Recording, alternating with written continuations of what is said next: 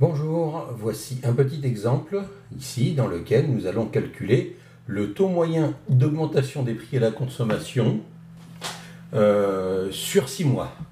Alors nous avons ici les prix à la consommation, l'évolution des prix à la consommation chaque mois dans le pays auquel nous nous intéressons. Nous voyons par exemple qu'en janvier, les prix ont baissé de 0,20%. En février, l'indice des prix à la consommation a augmenté de 0,7%. En mars, baisse de 1%. En avril, augmentation de 0,50%. En mai, augmentation de 0,40%. En juin, augmentation de 0,1%.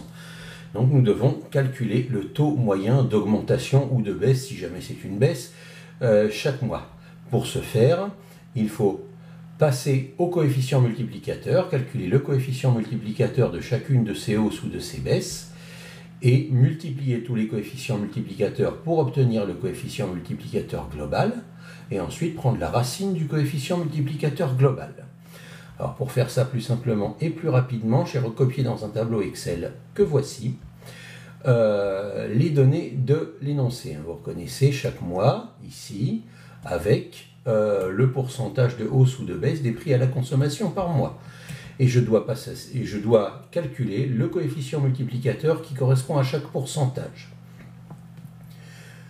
Pour passer du pourcentage au coefficient multiplicateur, il faut prendre le pourcentage en forme décimale et rajouter 1. Alors comment on fait pour avoir le pourcentage en forme décimale? On prend le pourcentage écrit en pourcent et on divise par 100. Par exemple, pour 0,20, pour moins 0,20%, je tape moins 0,20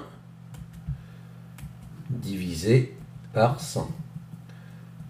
Et la calculatrice me donne ceci, moins 2 fois 10 puissance moins 3, ça veut dire moins 0,002. Donc ça c'est moins 0,002. Et j'écris donc ici moins 0,002 comme pourcentage au format décimal. Donc je fais exactement la même chose ici.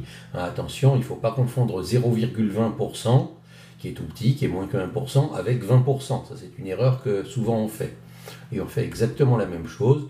Moins 0,70 divisé par 100, ça fait 0,007, etc. Et moins 1%, c'est moins 0,001. Je divise chaque valeur par 100, soit mentalement, soit je le tape à la calculatrice. 0,5%, 0,005. Et même chose pour les autres. 0,4%, c'est 0,004. Enfin, 0,10 divisé par 100, c'est 0,001. Voilà, j'ai tous les pourcentages en décimale. Et maintenant, pour passer au coefficient multiplicateur, comment est-ce que je fais? Eh bien, pour passer du pourcentage au coefficient multiplicateur, il suffit d'ajouter 1 en pourcentage. Il suffit d'ajouter 1, donc je dis simplement que c'est ce pourcentage-là plus 1. Voilà. Et voici le coefficient multiplicateur qui correspond à une baisse de 0,2% ou de 0,20%. Si vous voulez faire baisser quelque chose de 0,20%, eh bien il faut le multiplier par 0,998. Et je fais exactement le même calcul de rajouter 1 à chacun des pourcentages mis en forme décimale. Et j'obtiens tous les coefficients multiplicateurs. Bon, une petite remarque, hein, celui qui travaille au tableur n'a pas besoin de la colonne pourcentage décimal. Je l'ai mise pour ceux qui travaillent à la calculatrice. Donc là, j'ai tous les coefficients multiplicateurs. Et les coefficients multiplicateurs, comme leur nom l'indique, ils servent à être multipliés. Donc on va tous les multiplier les uns avec les autres, et ça va nous donner ce qu'on appelle le coefficient multiplicateur global, qui va attester de la hausse ou de la baisse globale sur les 6 mois. Donc je vais demander de multiplier, c'est-à-dire de faire le produit de ces 6 coefficients multiplicateurs.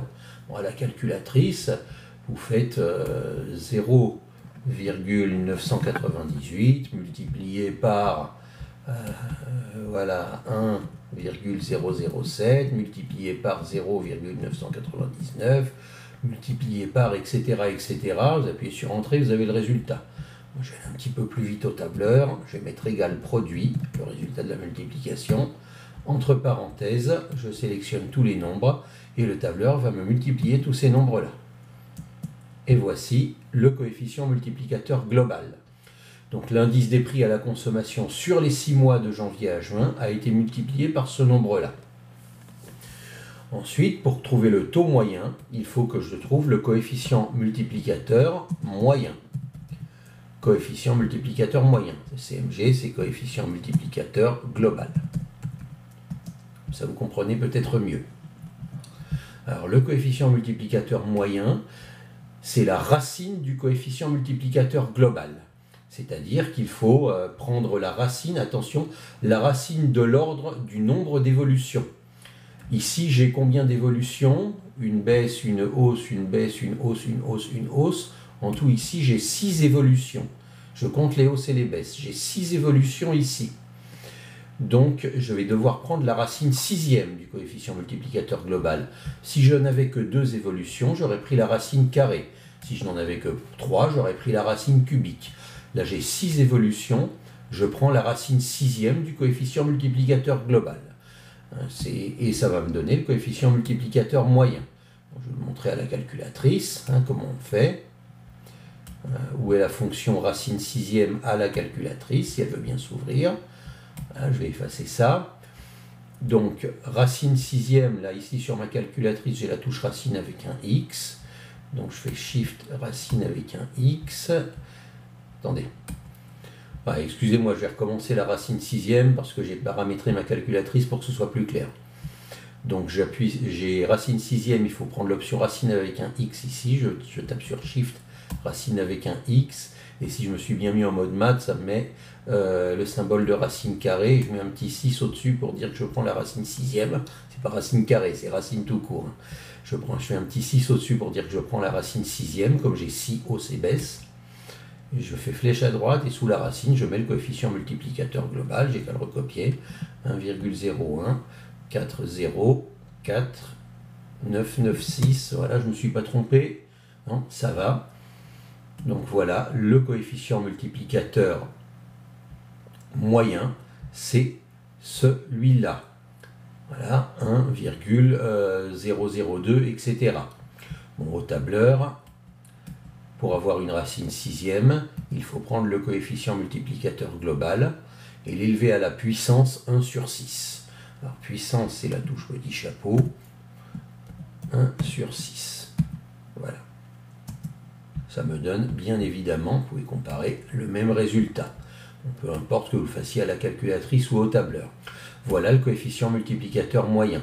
Et du coefficient multiplicateur moyen, je déduis le pourcentage moyen de hausse et de baisse. Je vais marquer le pourcentage moyen, laisser un peu plus de place dans la colonne, c'est celui que je cherche, et le pourcentage moyen, pour passer du coefficient multiplicateur au pourcentage, qu'est-ce qu'on fait? On enlève 1. Je vais le mettre en évidence un peu, voilà. Qu'est-ce qu'on fait pour passer du coefficient multiplicateur au pourcentage? Le pourcentage, c'est le coefficient multiplicateur moins 1. J'ai beaucoup d'autres vidéos où j'explique ça plus en détail. Donc, le pourcentage moyen, c'est le coefficient multiplicateur moins 1. Donc voilà le pourcentage moyen. Et ce pourcentage moyen, donc dans les phrases réponses, il faut le remettre en écriture de pourcentage. Alors quand on a un tableur, on peut appuyer sur % ici. Et ça remet en écriture de pourcentage, et comme ça arrondi à 0, on peut demander un petit peu plus de décimales. Ça fait 0,233%. Quand on n'a pas de tableur et qu'on a sa calculatrice, eh bien, on fait le nombre du dessus, là, le nombre que j'ai trouvé, il n'y a qu'à le faire à la calculatrice. Voilà, donc je prends le coefficient multiplicateur, je lui enlève 1, ça passe au pourcentage, et pour repasser au pourcentage, en écriture de pourcentage, je multiplie par 100, donc ça fait environ 0,233%. Et voilà la réponse. Donc si je veux résumer tout ce qu'on a fait pour trouver la réponse, pour chaque pourcentage de hausse ou de baisse, on passe au coefficient multiplicateur. Je vais tout simplement copier le tableau et le recoller ici. Voilà. Ensuite, on calcule le coefficient multiplicateur global en multipliant tous les coefficients multiplicateurs entre eux. Et nous voyons donc que le coefficient multiplicateur global, donc là, le produit de tous les coefficients multiplicateurs au 4,996. Ensuite, nous calculons le coefficient multiplicateur moyen en prenant la racine sixième du coefficient multiplicateur global. Okay, ça rime à rien que je garde toutes les décimales, je vais dire 1,00233, je vais arrondir là, et le pourcentage moyen, c'est le coefficient multiplicateur moyen moins 1. Voilà, le coefficient multiplicateur moyen moins 1, donc il suffit de remplacer le 1 avant la virgule par un 0 pour retirer 1. Et on remet en pourcentage en multipliant par 100.